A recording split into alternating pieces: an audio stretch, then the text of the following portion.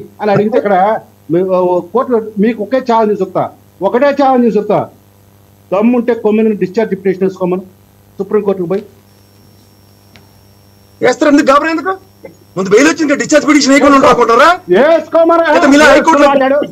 చెప్పడానికి తీసుకుని మాట్లాడాలనుకుంటారా? సోదద్దు వేసుకొని మాట్లాడమను. శాంతిప్రసాద్ గారు మీరు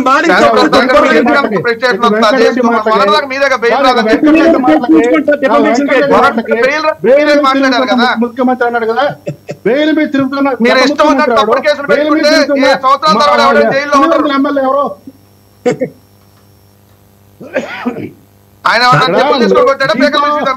ఇదిగో మీ అర్థ జ్ఞానంతోనో అపర జ్ఞానంతోనో మాట్లాడినట్టు ఆయన చెప్పులు తీసుకొని పేకలు తీసుకొని చంపేశాడా? ఆయన అప్పుడు పెడతారు.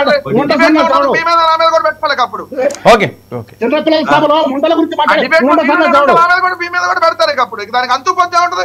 కెమెరామెన్ మీద, ఆ పీసీఆర్ మీద, ఇక అందరి మీద పెట్టండి. లేకపోతే మీ ఇష్టం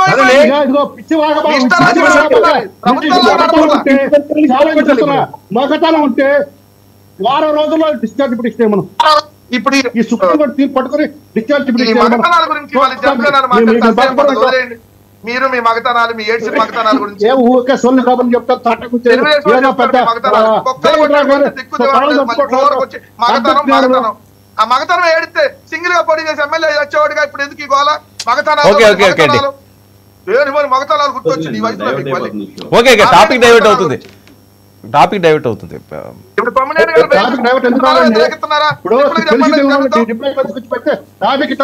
ఇద్దరు లాయర్లు గారు కొమ్మినేని గారు బెయిల్ స్వాగతిస్తున్నారా? సుప్రీంకోర్టు తీర్పును స్వాగతిస్తున్నారా, వ్యతిరేకిస్తున్నారా?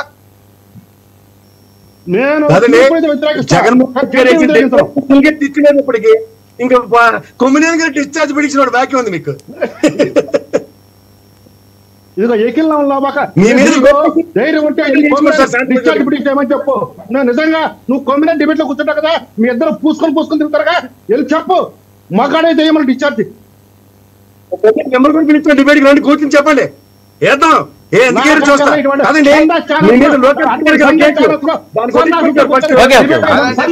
ఎందుకండి అనవసరంగా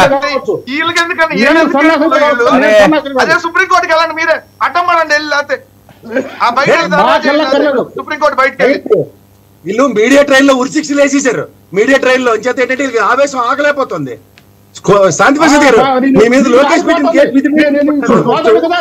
కారిపోతుంది. మాకెందుకు కారిపోతుంది? మీరంతా మగాళ్ళు కదా, మీరంతా మీడియాలోనే ఉన్నా.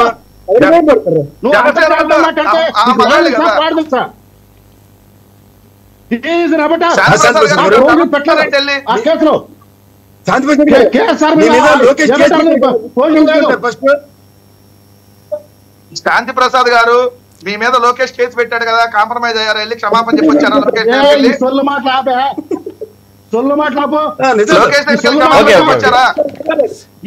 మాట లాభో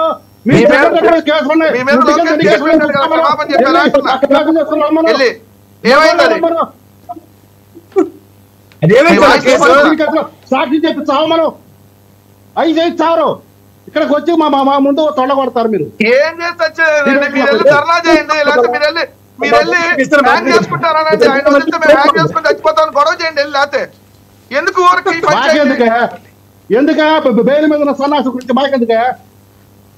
కోర్టు సన్నాసులే సార్. చంద్రబాబు ఏమండి చంద్రబాబు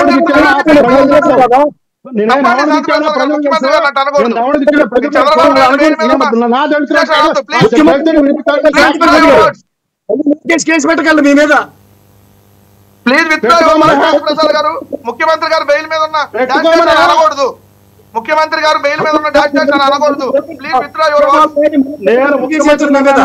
మాజీ ముఖ్యమంత్రి బెయిల్ మీద ఉన్న డాక్టర్ సార్ మళ్ళీ లోకేష్ మీ మీద. ఈ నువ్వు సబ్జెక్ట్ ఉంటే సుబ్బారావు గారు ఇక్కడ ఒకటండి వరం గారు, చర్చ ప్రక్కదో పడతా ఉంది. అవును, ఇక్కడ ఒకటి ఒక్కదాని పడుతుంది. ఏదైనా సుబ్బారావు గారు, publication మీ మీద జరిగితే గౌరవం మహిళల్ని కించపరచలే, రాజ్యాంగ పబ్లిషరు, ఎడిటరు అండ్ రిపోర్టరు ఒక పత్రికలో ఒకసారి సుప్రీంకోర్టు జడ్జిమెంట్ చదవండి. ఏదైనా కానీ ఒక దాంట్లో కనుక ముద్రించబడినా రిలే అయినా అతను ఒక్కడితోనే పోదది. దానికి ఎడిటరు, ప్రింటరు, పబ్లిషరు మొత్తం కూడా లైబిలిటీ వస్తుంది. కాబట్టి ఇక్కడ నాకు సంబంధం లేదు, ఆ యాంకర్ ఎవరో మాట్లాడారు, దాన్ని నేను రెక్టిఫై చేయబోతే నాకు సంబంధం ఏంటి అంటానికి లేదు. చట్టం అలా అనుమతించటంలా. స్పష్టంగా మీరు ఒకసారి చదువుకోండి, డెఫమేషన్ కానివ్వండి, లేకపోతే సుప్రీంకోర్టు ఇచ్చిన తీర్పులు కానీ ఒకసారి చూసుకోండి. కాబట్టి అతను చెప్పినప్పుడు అతను దాన్ని మద్దతు ఇస్తే అది కూడా డెఫినెట్ గా నేరాన్ని ప్రోత్సహించడం కాక ఏమవుతుంది చెప్పండి. కాబట్టి దానికి యాజమాన్యం రెస్పాన్సిబిలిటీ లేకుండా ఎక్కడ పోతుంది? డెఫినెట్ గా లా స్పష్టంగా అందరికీ లైబిలిటీ ఇచ్చింది, అందరికీ బాధ్యత ఇచ్చింది. ఈ రోజున ఈ బెయిల్ ఇవ్వటం అనేది నువ్వు నిర్దోషివి, నిన్ను కేసులోంచి తొలగిస్తామన్నాము, నీ మీద చేసిన ఆరోపణలు తప్పు అని న్యాయస్థానం చెప్పలేదు.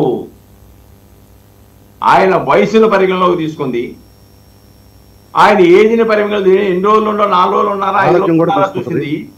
అలాగనే ఆ సెక్షన్ల యొక్క తీవ్రతను చూసింది. కాబట్టి బెయిల్ ఇవ్వండి అని చెప్పింది.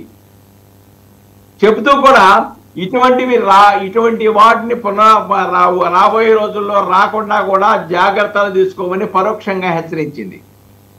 కాబట్టి దాన్ని తీసుకొని బెయిల్ వచ్చిన దాన్ని తీసుకొని అదే విజయం అని చెప్పేసని, అదే పత్రికా స్వేచ్ఛ అనుకొని, అదే ప్రభుత్వానికి చెంపపెట్టని చెప్పేసని ఇలాంటి పదాలు వాడితే హాస్యాస్పదంగా ఉంటుందనే విషయాన్ని ఇక్కడ గమనించాలండి. కాబట్టి చాలా స్పష్టం, కొమ్మినేని శ్రీనివాస్ గారిని రెస్పెక్ట్ ఇస్తాము, కానీ అక్కడ సంఘటన తప్పు కాబట్టి తప్పన్నాము. ఎవరైనా కానీ చట్టం ముందు సమానులే, హోదాని బట్టి చట్టాలు ఉండవు. చట్టాన్ని ఎవరు ధిక్కరించినా కానీ చట్ట ప్రకారం అందరూ చట్టం తన పని తాను చేసుకుపోద్ది. దీంట్లో కూడా అంతే. కాబట్టి దాన్ని అది జరిగిన దాన్ని ఇక ముందు పునరావృతం కాకుండా జాగ్రత్తలు తీసుకుంటామనే విషయం ఒక మాట చెప్పుకుంటే పోయేది. పొరపాటు జరిగింది, అటువంటి జరగకుండా తదుపరి మేము తగు చర్యలు తీసుకుంటాము, ఇటువంటి జాగ్రత్తలు తీసుకుంటామని చెప్పాలి కదా. ఏదో పొరపాటు పోయింది చెప్పాలి కదా. అంత ఓపెన్ గా ఎందుకు చెప్పలేకపోయారు? కానీ దాన్ని తప్పగా మరో తీవ్రత లేకుండా చేయడానికి దాన్ని అలాగా ఉంచితే బాగుండేది. తర్వాత దాన్ని కూడా మళ్ళా రెచ్చగొట్టేటికి అగ్నికి ఆద్యం పోసినట్టుగా మళ్ళా పోసారు. కాబట్టి ఇటువంటి అన్ని కూడా తప్పని చెప్పగలగాలండి. తప్పని చెప్పకపోతే దాన్ని సమర్థిస్తే అది బాహ్య ప్రపంచం అటువంటి వాడిని సమర్థించదు. ఎందుకంటే ఒక ప్రాంత ప్రజల్ని వాళ్ళ శీలాలను శంకిస్తూ ఉంటే దాన్ని తీవ్రంగా ఖండించకపోతే, దాన్ని నేను కూడా చూశాను అని పరోక్షంగా దాన్ని సమర్థిస్తే దాన్ని కూడా మనం సమర్థిస్తూ